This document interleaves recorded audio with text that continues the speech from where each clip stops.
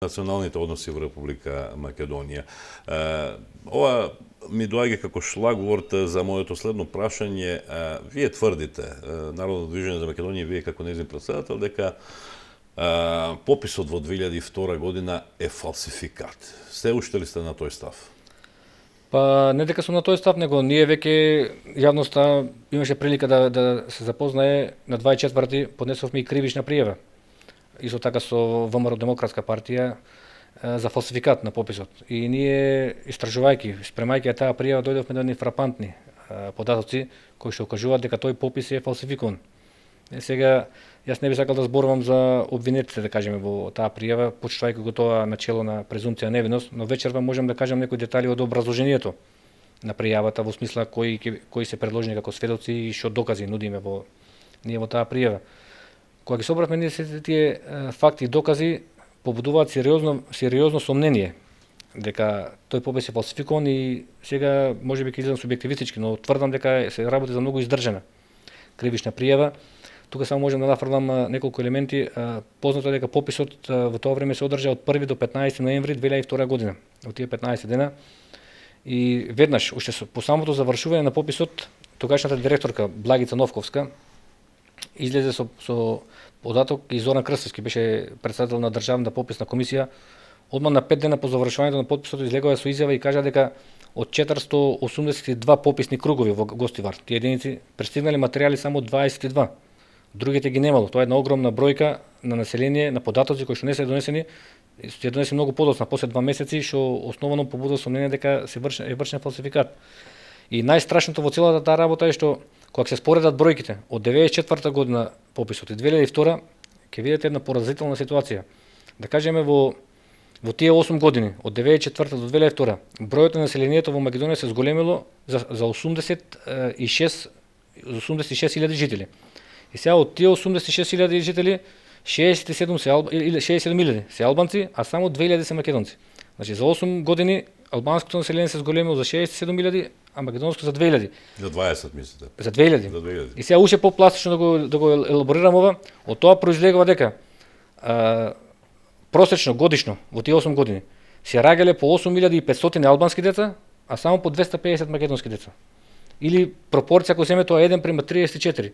Значи по едно дете во македонско семејство се раѓало по 34 во албанско семејство, што е вон логика, вон природни божји закони, како сакате кажете го ова. Тоа се едни фрапантни сознанија кои кажуваат на фалсификување на тој попис. Или да кажеме на бројката од 1.300.000 македонци кои што биле во 94-та. За 8 години се зголемил бројот на македонското население само за 2.000, а во 94-та имало околу 400.000 албанци, нивниот број за 8 години се зголемил за 67.000. Ако е така како што велите, господине Бачев, кој бил мотивот да се направи такво нешто? Па мотивот веќе денеска е јасен. Мотивот беше, вие сите знаете, пописот како што кажав се одржа во ноември 2002, а претходно во август 2001 се подпиша рамковниот договор. И во тој рамковниот договор напиша дека албанците ќе ги добијат сите права само ако се над 20% од популацијата.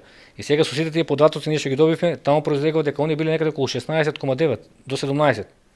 Ни грам повеќе, значи околу 17% ги има биле во Македонија. И што е поинтересно, некаде јануари, февруари веќе 2003, после кога се обработуваат тие податоци, ги фаќа паника сите дипломати во Македонија, меѓународната заедница, одредени водечки германски весници веќе отворено пишуваат.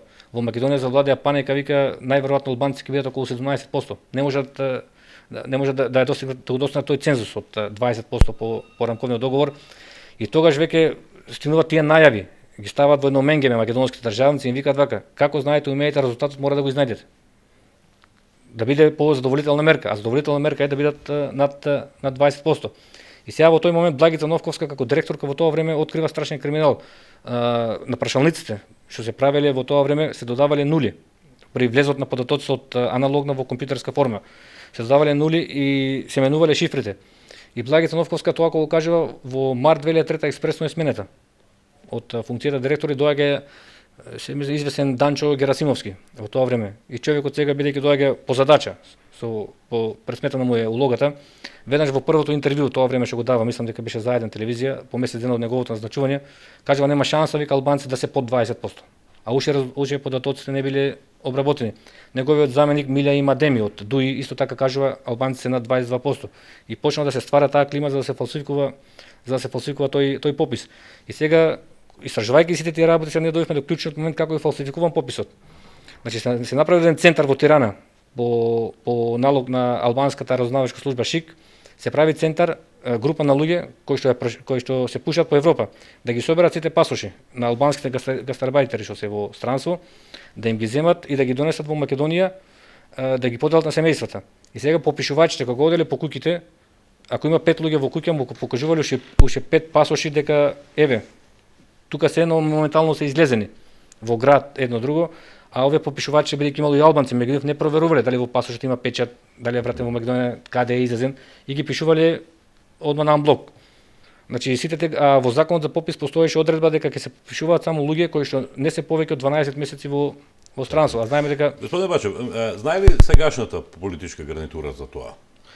Па сега можеби еве што е така интересно, што сакам да го кажам вечерва пред гледачи на телевизија ВИС, ние во нашата кривична пријава како сведок меѓу еден од сведоците го предлагаме и Никола Груевски, сегашниот премиер, бидејќи во тоа време македонскиот премиер како лидер на опозицијската во тоа време опозицијската ВМРО ДПМН излезе со соопштение и кажа дека се сомневаат дека пописот е фалсификуван, бидејќи за ВМРО ДПМН, сега ако настојам да ги цитирам, за ВМРО ДПМН е несфатливо како е можно при исти економски и социјални услови во државата, албанското население да се зголеми за 3%, македонското да се намали за 3%. Или пак, како што кажа во тоа време, како може во 99% во општините кај што живее албанско население да имаме зголемување на бројот на населението, а во 90% во македонските општини намалување на наталитетот на населението. Ако е така, зошто според вас се молчи за тоа прашање? Па се молчи, можеби сега тоа е, така да кажем, една стратешка работа. Ако падне пописот, паѓа рамковниот договор. А сега веќе сите ние знаеме дека албанците се длабоко навлезени со тие права што ги добија по основ на рамковниот договор. Вие гледате веќе тие министерства некаде и над 25%, еве некаде имавме прилика да го слушнеме, дали беше заменик министер во култура кој што каже дека бројката на вработени албанци веќе таму достигнува и до 50%. Значи они добија страшни права, страшни привилегии со тој попис. Но ние наивно верувавме дека тие екс-команданти, терористи што беа во тоа време, но наивно верувавме дека кога ќе станат функционери, кога ќе ги добијат сите тие привилегии, кај нив ќе згасне таа желба за велика албанска идеја што ја имаат. И сега ние очекуваме јавниот обвинител да ја процесуира таа пријава и му предлагаме таму неколку решенија, значи Само накратко, бидејќи нашето време полека истекува, да? Па кажа, вклучни сведоци ќе бидат таму Благица Новковска и Зоран Крстевски како претседател на државната пописна комисија, бидејќи они ги знаат податоците. А во меѓувреме, како што кажав и господинот Груевски, уште неколку така пониски политичари, сега да не губам време, али клучното е што таму значи предлагаме комплетна ревизија на пописот и особено предлагаме да се изнајде тој пописен извештај што го изработи една експертска група во тоа време по налог на државната пописна комисија и кој што експресно го сокрија во тоа време. Бараме да се каже и веруваме дека овој пат, сакам да не бидам погрешно сватен, ние не дека тоа го правиме за рамковниот договор, него сметаме дека е направено едно страшно кривично дело, злосторство врз сопствената држава, а уште повеќе што за година и пол сега не очекува нов попис. Така. За самиот крај ми се наметна само уште едно прашање за самиот крај на оваа емисија. Му пречи ли на политичарот Јанко Бачев тоа што беше поранешен началник на ДБК? Предност или мана? Па видете, јас сега во тоа време, како ќе се фати, јас работев во една македонска институција со сиот свој ентузијазам, со сиот свој патриотизам, го дадов својот допринос во таа институција и мислам дека ќе се реформира со сите нишани како што треба, но гледајќи сите тие работи, сега за среќа или за несреќа бе во таа институција што ги видов сите предавства во 2001 година во таа војна, што за мене ја побуди таа желба да се активирам политички со цел да пробам да ги промениме нештата кон подобро. Господине Бачев, ви благодарам што бевте дел од емисијата Визави на програмата на ТВ каналот ВИС. Ви благодарам за поканата. Благодарам уште еднаш, почитувани гледачи, тоа беше емисијата Визави со претседателот на Народно движење за Македонија, господинот Јанко Бачев. Довидување до следниот четврток. Пријатно.